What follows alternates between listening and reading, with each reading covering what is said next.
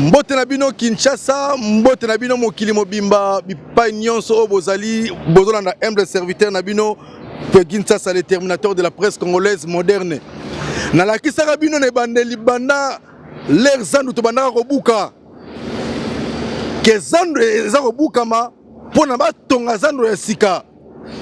Tala lelo yo sikoyo, nege zandu eza kotonga ma deja molo ti kala mingi te eza kosila na ye lisusu mpona koluka mwana mboka Emani Mputu tobeta na ye indusa a expliquer biso tokomi na niveau nini na mayema tali ya kotonga zandu oyo avec impact na idéologie.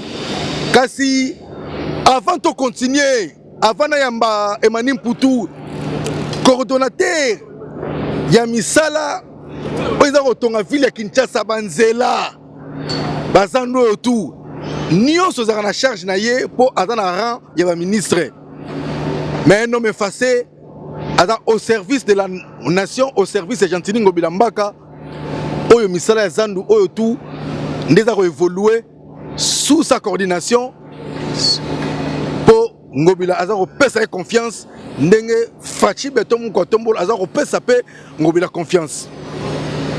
Mon mort Emani Mputu a relatige, mais Sam Chintou a expliqué bisona nous, l'impression naie par rapport il y a n'enga visiter Zando en tant que Kinois, mais un artiste et musicien qui aussi est en train de communiquer dans le cadre de la communication de proximité n'enga nini ba Kino ba yeba ke misala ya Zando comme na niveau ni ezako kende n'enga ni Sam Chintou pour faire plaisir à tous les Kinois. C'est parti.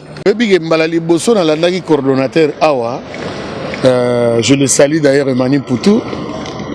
Les aïe kutu boeta, les aïe kaka terrain ka vide, ba do barazaki nyonso, ba saliga clôture ya pamba.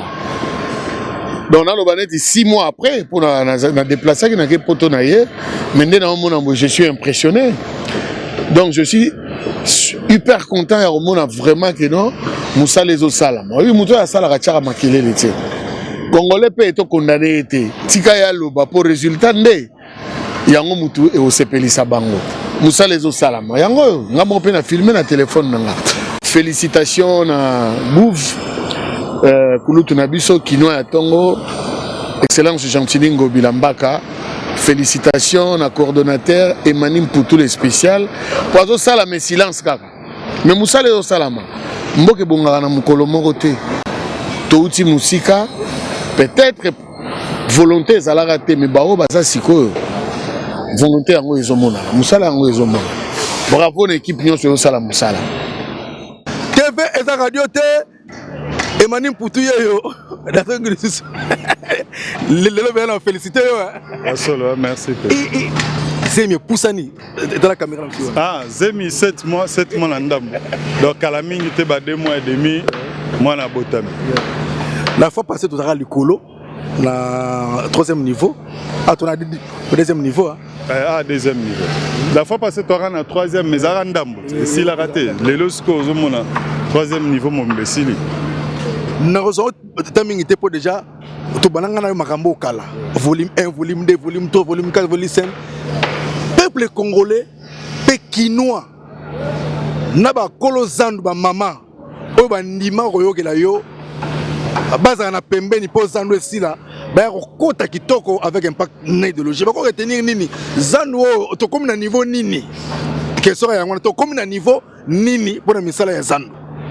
Bon to comme na niveau place to telemi banda kuna ndengo moni na ba entrée principale au nyonso 3e niveau et sili banda na seti likolo esili siko to comme na awa na kati place ba colonne bazo préparer les bango ba champignons ba colonne dal moko kozala ekozipika nyonso donc ba mama ba kozala na semoni dal wana se bon ba mama ba kozala kuna na o ba ocha kuna moni kuna ba bongisele déjà ba mama kuna na awa 25 000 mama au bandisco awa na dal à premier niveau place ba couler au nyonso ekozipikama pona ba mama pekata mais tout moni kuna bo sikili doucement bo nzela mo wana entrée principale à Zando Wakadinge au côté wana oyena mutuka au côté na Zando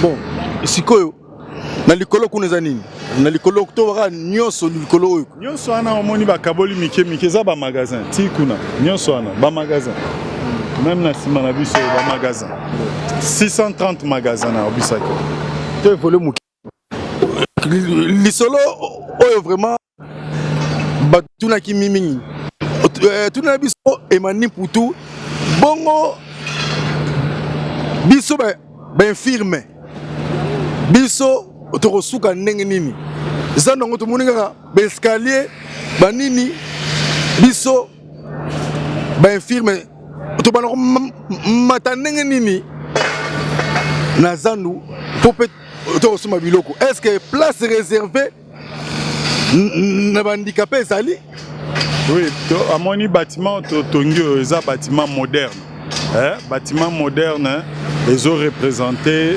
banorme ya sika lelo na mokili okoki jamais kotonga bâtiment opesa accès te na bapersonne vivant avec handicap bapersonne à mobilité réduite ndenge babengaka bango na français okoki jamais kosala yango alors na planning ya conception ya zando tokanisaki yango omoni awa na nsima na biso place totelemi awa eloko oyo eza rampe ekobanda na se kuna ti premier niveau deuxième niveau ti troisième niveau rampe bateau baza en fauteuil roulant bateau baza na mobilité réduite ndenge balobaka na français personne avec vivant avec handicap bateau batambwaka na babeki bango bakomata ba escalier te bateau baa na fauteuil roulant bakomata na escalier te bakobandolekela awawa po bango mpe baza na droit ya kozala na accès na baparti nyonso ya zando bonso awa ayo kosipama ndenge nini awa omoni nde babandi kuna baosala coffrage bakotia mayebo toro totambola likolo ya mayebo omoi mayebo akala wana tobanda omona yango te sikoyo na zando ya sika totambola likolo nango omoni rampe wana ebandi kuna ti ekutani na awa totambola likolo ya mayebo toro oyo mais difficulté te mona monaki likolo kuna bandeko ya ngambu kuna ya biso na sengo tomata moke to rampe tolakisa nanu ozala difficulté te mpona likolo kuna na likolo place na likolo côté kuna bon accès ya bamituka ah non zando ndenge chef de l'état alobaki zando oyo ya yebi eza sa banda koya na mama na mutuka ti na zando asika ekozongela bongo ekokoma outi na mutuka na o place ozalaka oeti liboso ya bâtiment zando mpona kosala bacourse na yo okay. Donc banzela nyonso ekofungwama na ndenge ekoki eza chantier ape omoni ok eza chantier donc sikoyo espace oyo place toza au troisième niveau toza na suka na likolo awa tokotia mwa bakiosque mpo bato bayaka baprofite na mopepe ndenge yo pozo oyo ekozala esika moko neti ya détente bato baye bavandi mpo zando ezokoma mpe lieu touristique elongwe kaka oye osombi mbango oke na yo ekomi mpe oye ovandi olekisi mpe journée ata bata bikeko mpe tokobomela bango place wana po baya otanda babikeko na bango problème nanga ezalaki kote osiko na nsima boye eso tosunga biso na image wana kote oyo difficulté nini oyo ozala yango actuellement na bi difficulté nini oyo ozala yango actuellement zando etongama nango mpe tokende yango kitoko ndenge kaka yo na konti boyoka na yike zando elabona sikoyo awa sikoyo tokomi awa awa difficulté nini sikoyo ozala yango donc oyo nyonso oyo il faut kolongola yango mpo etika nzela mpo zando efezonga ndenge chef de l'état abaki oye na mutuka ti na zando osali bacourse okangi kofre mutuka na okei namoni mabende ezokontinue kaka bagri ezokontinue po misala ezokontinue bagri wana ezomema biloko eza na se mataka yango likolo mpona biso to evole Emani Mputu totikai na combien de temps sikoyo nabike yolinga keso wana te mais nabike musala ezokontinue c'est comme 7 mois et demi, mais combien de temps à peu près pour Missal? Parce que dans mon Missal ils ont avancé, mais moi quoi que pour rebondir Missal ils ont bien. J'ai jamais zanga balobi construction eza œuvre humaine hein eza te le roi nzambe ya sara babiloko nyonso ya parfait ma eza na esika nango mabele eza na esika nango basi baza mibali bazali tu vois nzoto mutu nzambe nda asalaka ngo mais o biso tosa eza misala ya maele ya bongo ya mutu ezangaka eloko moko ya imperfection te misala ndenge tolobaki normalement eza tolakaki bato le 30 décembre le 30 novembre toro inauguré Zando mais je pense que toza un léger retard muke pona nini parce que toza ki ba problème ya ba coffrage ya biloko tobenga ba champignons et umelaki na port mais comme déjà na nzela koya une fois commis ndengo monde déjà ba bandi ba échafaudage je crois que ça va aller vite mais ndenge ka tolobaki bonne année biso toya kosomba bato mosusu mpe bakoya koteka mpo na lobaka na wake bilamba bonne année otokola te obimela tosombela ngo namoni tozo escalier oyo eza bacage escalier toza nango boye 52 na kati ya bâtiment mobimba 52 cage escalier 52 cage escalier mpo il faut ezala teke mpo mata oke likolo il faut uta mosika te place oza ta mosu otamboli 2 mètres okuta na escalier omati na premier niveau omati na troisième niveau deuxième na troisième niveau donc sikoyo ngambo okuna ozali ngambo okuna mais ezaka suite ya ba magasin ga nyonso ane yaka Zando monsieur devant de monsieur bopesi biso ya osakana te mona te bamona ngoloka magie mais na Kinshasa bijou ya boye non eza possible moni ndenge na lobaka na bato na lekaka na émission moko mutu moko abaka aza dégoûté na répétera likambo wana mingi na baki eza faute na ete bandaka elekaki ebele baelaka elekaki ebele baréalisation makokisami ezalaki moke nayesaki bango bapesa président Tshisekedi na gouverneur Gentini temps na bénéfice à doute balakaki bango Zando bazala na mwa patience batala soki etongami te bayebisi bango mais chef de l'état olakaki ke gouverneur asalela biso Zando mais wapi Zando omoni donc sikoyo je pense que nazalaki na torte ya kosenga bango bapesa bakonzi na bango asika confiance parce que yango eza te ke ndenge na ndako expliquer ba biloko ya na sa mabele na yebi ke ntamu so za ondima no pete oza ondima tant na ba 1700 pieds na sa mabele ondima te na ndima pete omoni ke na yeba ko za ondima te mais sikoyo onyo so zo mo misu yo moko zondima donc yango wana ezaka bongo eza misala ya bongo ezaki na conception lelo eza sous conception te komi réalité kala mingi te ndenge na baki tokoya awa bateki baye koteka basombi mpe toye kosomba mponga na ozala ngambo ya basombi bilamba nga na olata bonne année na oya osomba ngo namoni kuna misala eza koévolue bakokule nini kuna beton kaka bazokule bachampignon wana mayebo neti oyo nalakisaki oyo na nsima yango mpe bakobongisa kuna mpo bakule bakolone eza deja na cage na kati ya bacage sikoyo nzela oyo ekokangama te nzela oyo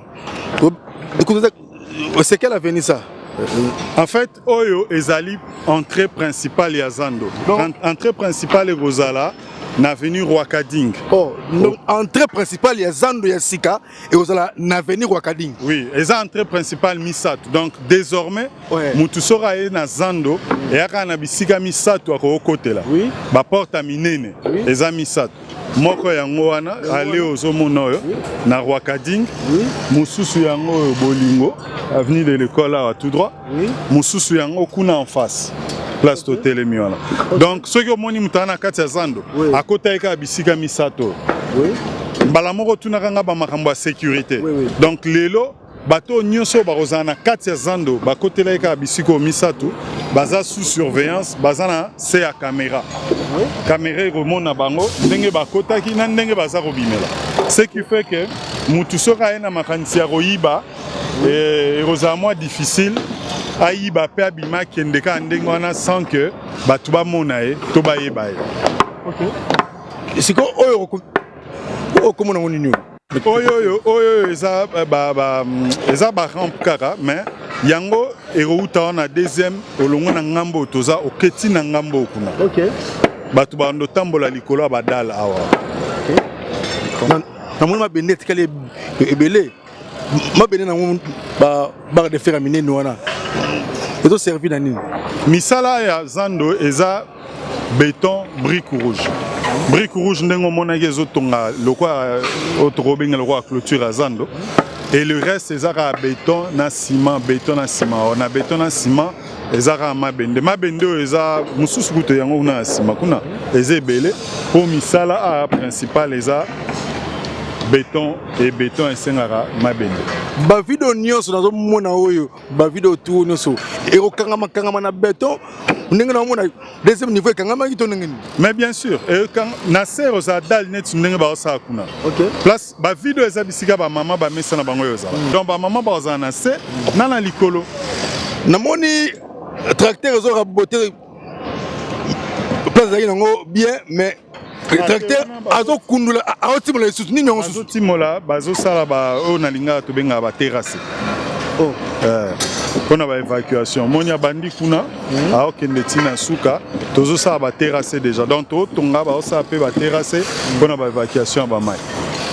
Kodo emani pour tout son na biso en tout cas bana Kinshasa ba Congola diaspora ba comprendre que misala vraiment ezako évoluer kitoko.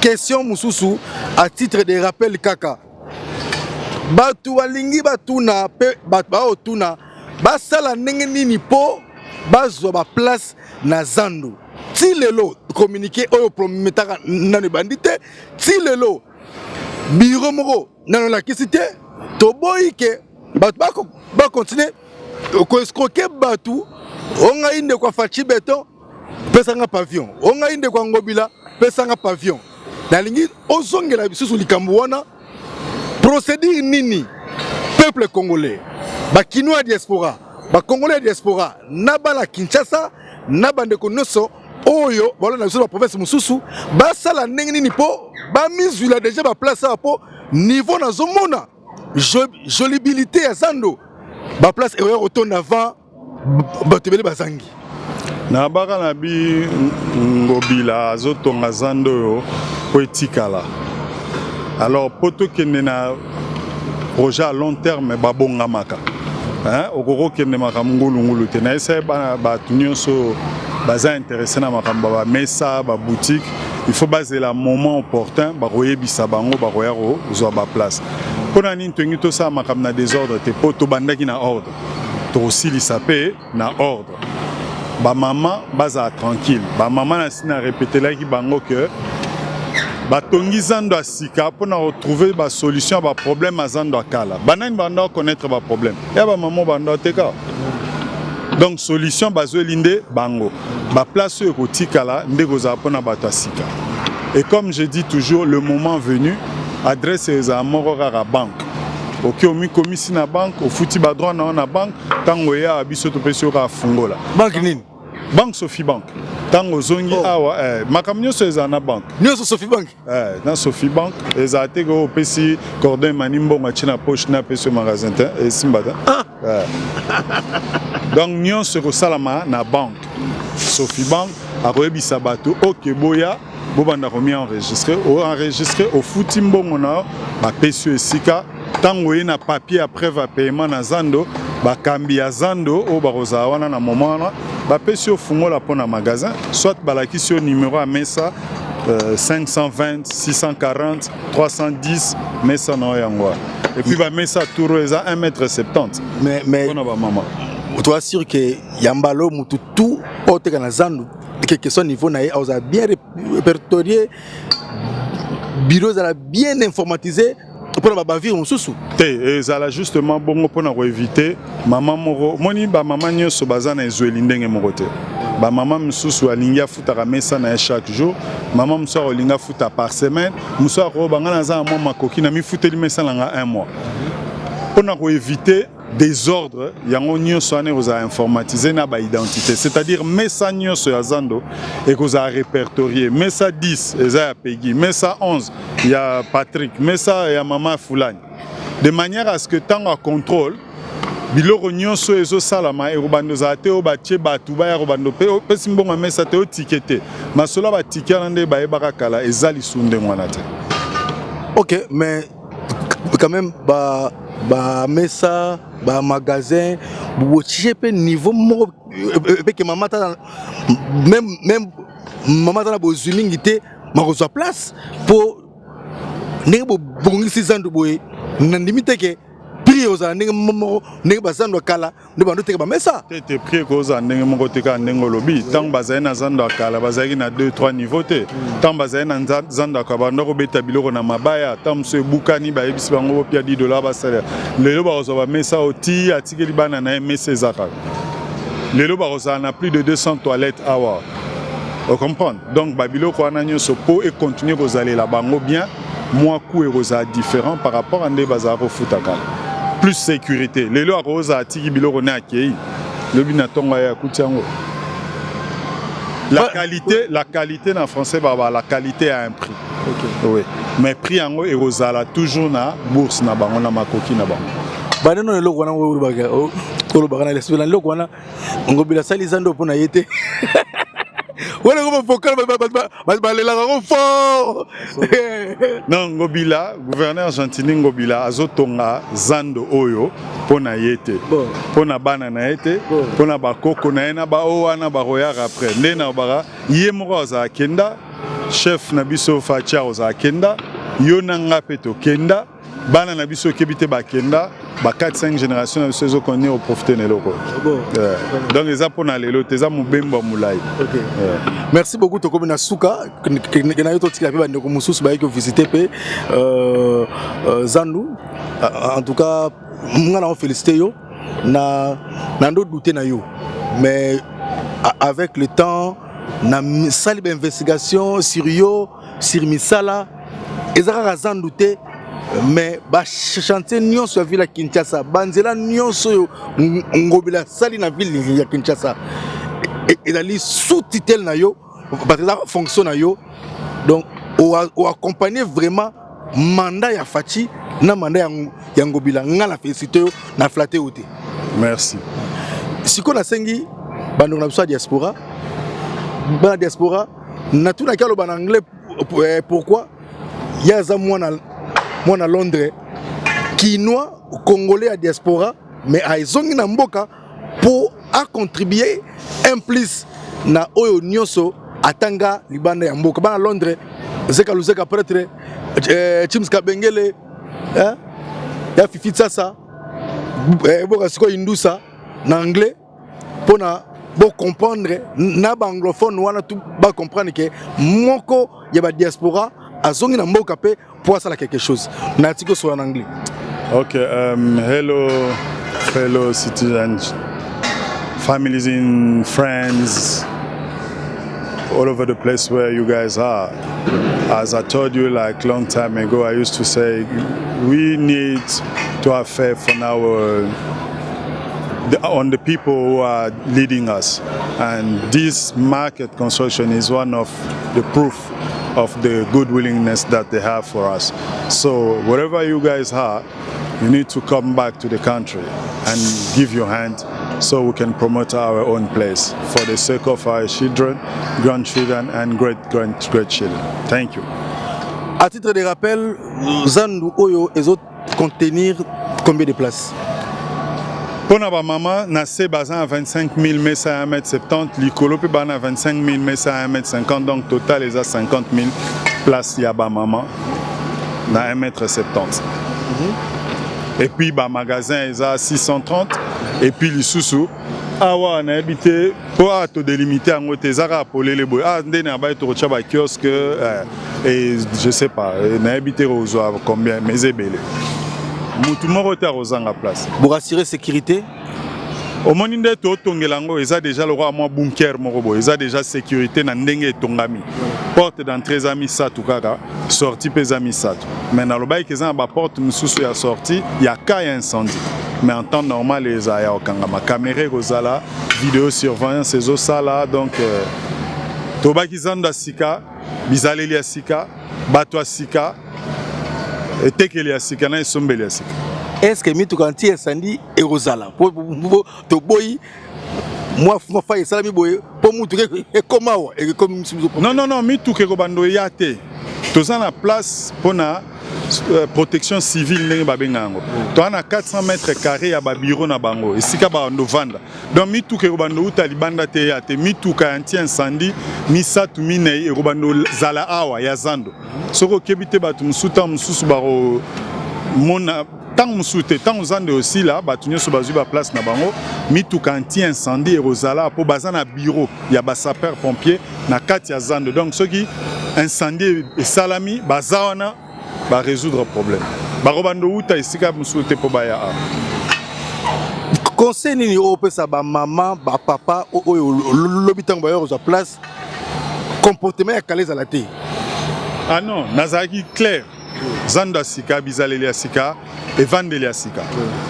oya ko respecter en te automatiquement contrat na katani abimi ake parce que il faut pas tout ça tomi pesa ba pasio bango bazuana ya ronyo koma ya roteka na ndenge ba oteka po bazonga lobby na bosoto na salité ya ndenge bazaki hier donc il faut comportement sika or tout ça comportement sikate on va pas réfléchir babimisi ake ya aza dignité à rozala ah. Merci Tokomina Souka opona bandeko ya Lopoto le cordon Emmanuel Poutou, pourriez-vous nous dire à quel niveau sommes-nous en ce qui concerne la construction de notre bel marché central de la ville de Kinshasa? Bon, comme j'ai dit tout à l'heure à Lingala, le bâtiment est presque fini maintenant. Nous sommes dans les travaux de la maçonnerie où on utilise les briques pour faire la clôture et préparer les échafaudages pour ce qu'on appelle champignons, pour le marché central. Donc nous sommes à plus de 70% des travaux et aujourd'hui, là où nous sommes au 3e niveau du bâtiment. Donc la structure, la grande structure est presque terminée. Et on va passer dans les travaux de maçonnerie et voilà. Comme je dis en lingala, Zemi, moi Azobota Makalamingite, donc on est à 7 mois et demi de la naissance de l'enfant. Merci Cordon Manito. Merci Peggy Dengoya Kidisusu. Ndenge na yebisa rokaka fo ya mingi mingi po mukomso ya bokuti biso to bani déjà au somba na zando na koteka. Merci beaucoup. Alors botala siko beauté ya zandu ndenge ezaleli tokuta nabino mbalasima et Zakoya. C'est parti.